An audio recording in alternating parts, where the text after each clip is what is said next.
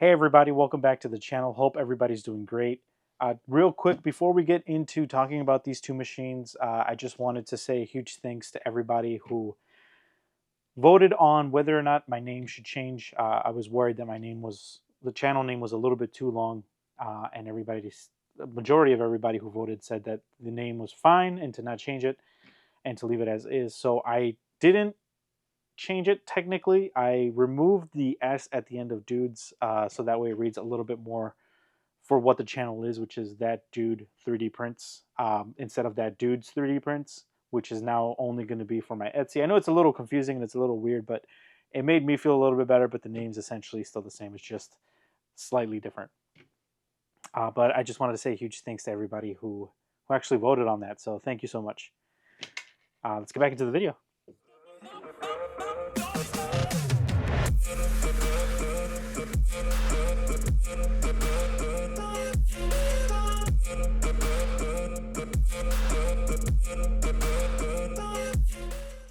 All right, everybody, welcome back. We're going to talk about these two machines. I want to have just a small disclaimer here. These are my only two resin printers ever. And I have essentially a very limited view on resin 3D printing based on these two machines. So I just want to let you guys know these are the only two machines I've ever had.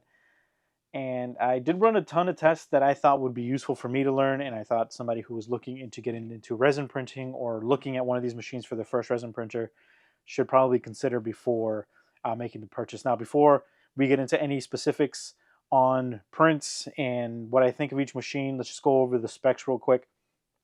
So the Saturn 4 Ultra this is the regular, this is not the 16K, this is a 12K screen, this is a 10-inch screen. It is currently still on sale on their website for $399.99 US dollars, so $400. And the build volume of this guy is 218 millimeters by 122 millimeters by 220 millimeters. So it also has an AI camera. It has that funky build plate. Let's open it up here so you guys can see what I'm talking about. It has this funky build plate. It has sensors in here that detect whether there's enough resin. Well, the AI camera handles that. And it also has sensors in here to make sure that the plate is level or as level as it can be with the screen. Now, neither one of these machines actually comes with a heater, so I do have the Elegoo heater installed on this machine as well as the Anycubic heater on this one, as you'll see here shortly. Now that the 16K machine has come out, these two are pretty on par. The videos that I saw compared, well, the couple that I saw compared this to the regular Saturn 4, not the Ultra, and that still might be the case. But I feel like these are more evenly matched now that Elegoo released their 16K machine, which has a lot of the features that the M7 Pro has, but with this new tilting vat mechanism. So over here on the M7 side of things,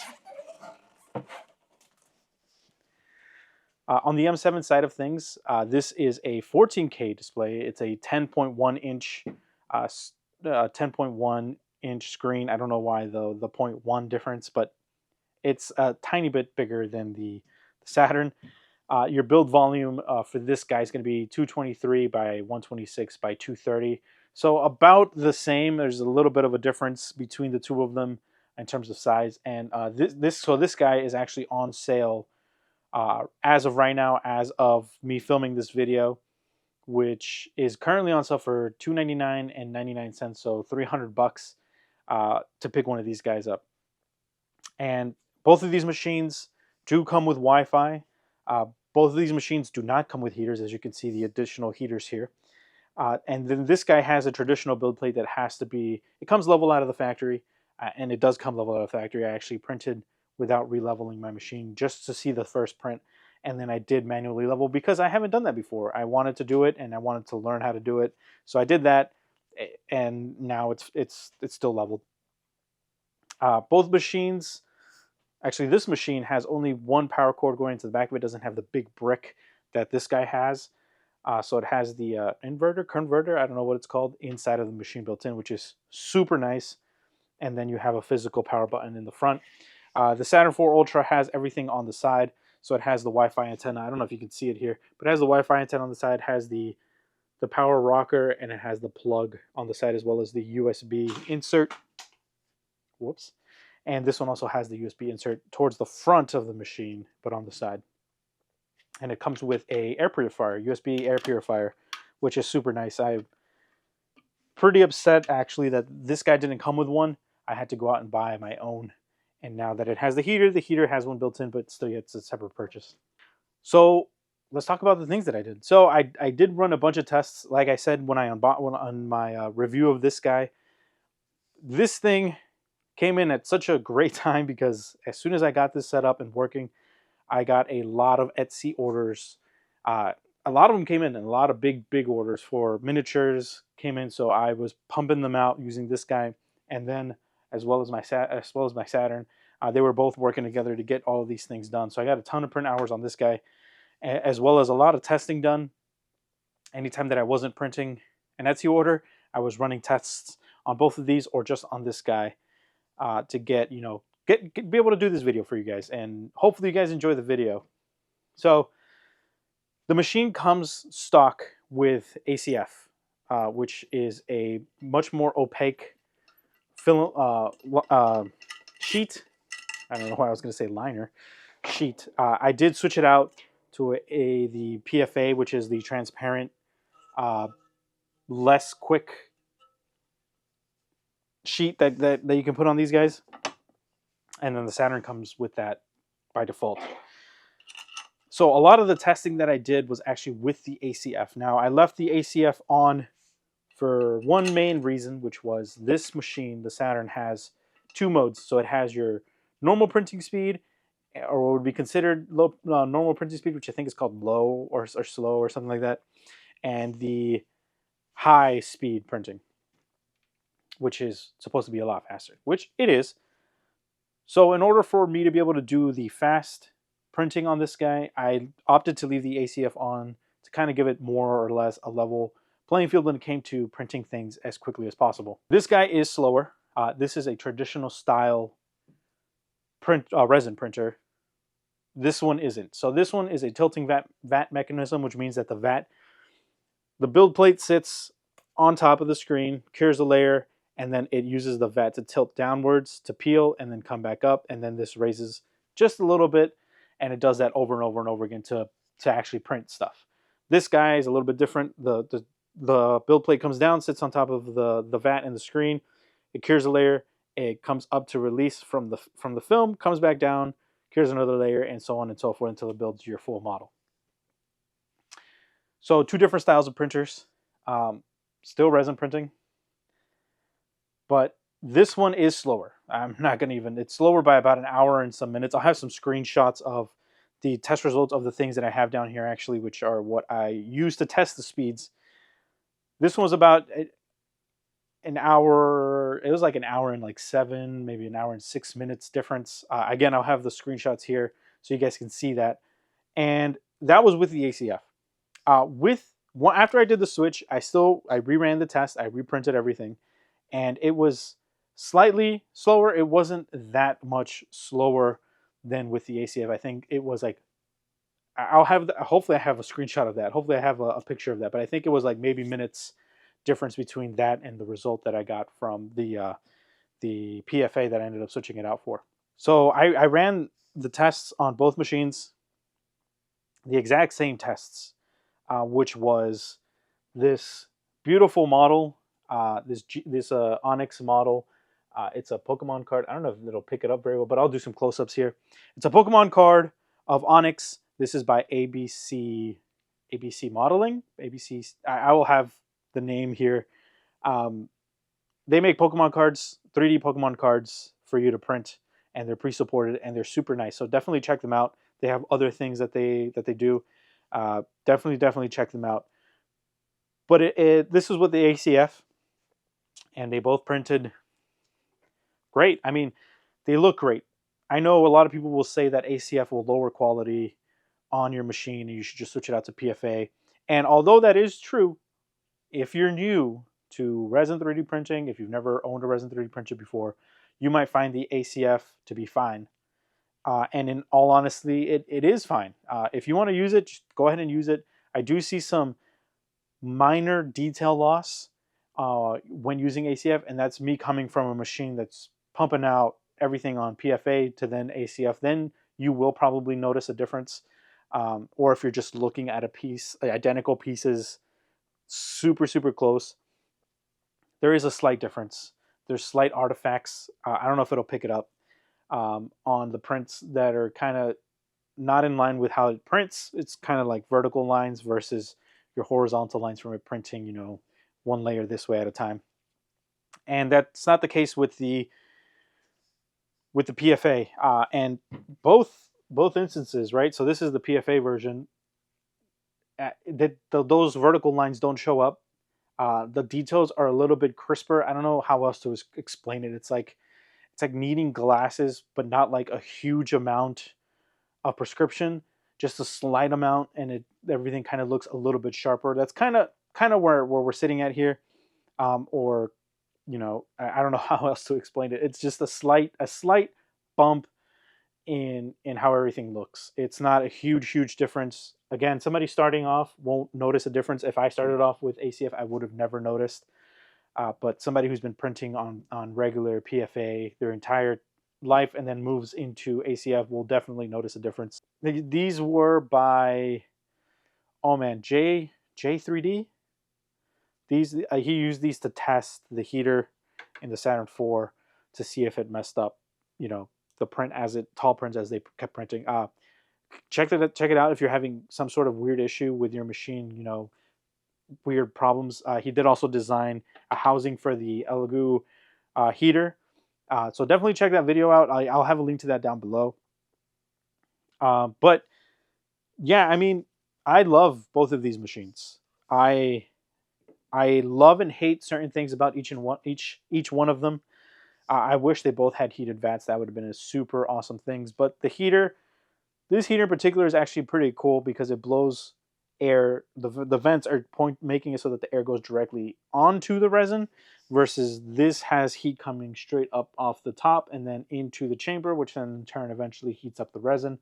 But this guy blows directly into the vat, which when you turn it on, you can see the resin kind of like moving around just a little bit as the air is pushing on it. I also do think that both of these machines did a lot of things right.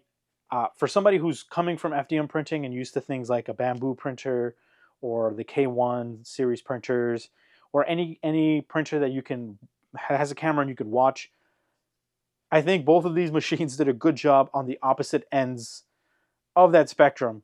So what do I mean by that? So this guy has a camera, it has the auto bed leveling, it's wirelessly printing. They both are. This one is missing an app, a dedicated app for your phone, so you can check on it, make sure it's still printing, and actually see the camera and watch it actually print on your phone. Drop the ball on that pretty badly for this machine. This guy, however, has an app, the Anycubic app, which is awesome and a game changer, which is why I love using this machine to print. One, today I sent it a print for an Etsy order, and I forgot to put the build plate back on, and it warned me about it. This machine will do the same thing, but it warned me on my phone, and at the time I was busy, I was doing stuff, I saw the warning on my phone, I came downstairs, checked, sure enough, build plate wasn't on there, threw it on there, set it to print, and everything was fine. Had it been on this machine, I wouldn't have noticed until I went back onto back onto my computer, which generally happens at night. So right before I started filming this video, I checked my machine for, you know, any updates or anything like that. I usually like to do updates and check things like that before I go up and edit a video, or up and transfer a video over onto my computer. And I wouldn't have noticed it till then, and then by that point it would have been too late. I would have had to just empty out the vat and just started the video regardless, and then start the print again after I finished filming, which, huge pain, you know. I mean, it's not the worst, but it is the worst, right? If you're not constantly on your computer checking on this thing, you have no idea what's going on with it. There's no warnings. I'm in the basement. These machines are in my basement, so it's not like I come down here all that often either. So, you know, either check the screen here or check on your computer. I'm not on both of those at all as much. I have my own work computer, so even if I am working, I'm on my company-owned computer, which doesn't have Chitu box on it because that's something that I am not allowed to have on my machine. Understandably. The only thing that I think Anycubic kind of dropped the ball on this guy was not giving it a camera. I think with a camera, it doesn't even have to be an AI fancy schmancy camera like the one that they have here. If they just had a good resolution camera on this machine that could kind of see the prints like this one does, and I was able to see it on my phone, and you have the phone notifications and all that fun stuff, this would have been the perfect machine without a heated vat. I don't care. I would have bought this thing regardless. Again, both of these things have Wi-Fi. Both of them remotely print. One of them has an app, one of them doesn't, but one of them was built to have an app. The other one wasn't necessarily built to have an app, but has an app. You know, it's a choose your poison. Whichever one of these machines, I think, in the long run, you're going to be happy with. They printed great. I mean, I have tons and tons of hours of prints. I have the little Puck the Adventurer here. Again, I'll do close-ups of all these things. I do like this machine. I don't have as many issues as a lot of people have been reporting, particularly early on. My build plate is relatively flat. It's not as warped as some people's. But I do have to say, I am right now, with the app, with the way this thing prints, it doesn't even matter about speed anymore. I am an Anycubic fanboy because it works the way that I want it to work. And you might love the Saturn 4 and be like, hey, I'm perfectly fine with it. I'm a Elegoo fanboy when it comes to their resin printers. And that's perfectly fine, right? Both of these machines are going to perform exactly as you want them. Some with more issues, than others in some cases for some people. But again, it's up to you. Both build plates are roughly the same size. This one's just a smidge bigger in its millimeters, so it's not inches. So it's not like it makes a huge difference when you're putting things on to print. Well, it might for you if you're printing large things. I print mostly miniatures and some medium-sized prints like these Pokemon cards, which are super awesome. If you're looking at getting a resin printer and you're like me, you want the latest and greatest and all of the specs and everything, there are versions of these machines that have more specs to them. There is the Saturn 4 Ultra 16K, which has the heated vat, has a light built into the AI camera. It does have a slightly smaller build area. Not sure why, but it has the same build plate. It just has little handles on the side, so it's easier to grab if your hands are full of resin. But everything else is exactly the same. Heated vat, light on top of the camera, and the little grips at the top of the build plate, which makes it easier to handle. And then this guy has the M7 Pro above it as well, which has a heated vat. It still doesn't have a camera, but it has the heated vat, and it has some other fun features, I guess, that are Pro specific or not, maybe depending on whose videos you watch. They both have Wi-Fi. I mean, it's literally almost the exact same machine. Just it looks nicer. So yeah, guys, I hope this video helps some of you in some shape, way, or form. If it doesn't, then I'm sorry. I will have more videos to come. I do apologize that I haven't been filming as frequently. Work's been pretty busy. With all that being said, guys, I hope you guys enjoy the video. Please do subscribe if you're new to the channel. Please do leave a thumbs up if you like the video. Please do leave me a comment down below if you have questions, comments, concerns, or anything like that. I'm sure myself or somebody else out there on the interwebs will have an answer for you. I can help you get there. Or you can just tell me that my videos kind of suck, and that's totally cool too. I have no problem with taking some criticism and being like, hey, this sucks and you need to improve it, because that's the only way that I'm going to learn and grow in this and keep making videos that you guys are enjoying. I will have affiliate links to both the Anycubic website as well as the Elegoo website. So if you guys are interested in picking up either of these machines or any of the other machines, do feel free to use those. I do earn a small commission from those links, but you are not charged anything on your end. You pay the exact same price. I just make a small commission from that purchase, and it doesn't affect you. But yeah, guys, I hope everybody has a wonderful rest of the day, night, evening, whatever it is that you guys have, and I hope you guys enjoyed the video. And I will catch you guys in the next video. Bye, everybody.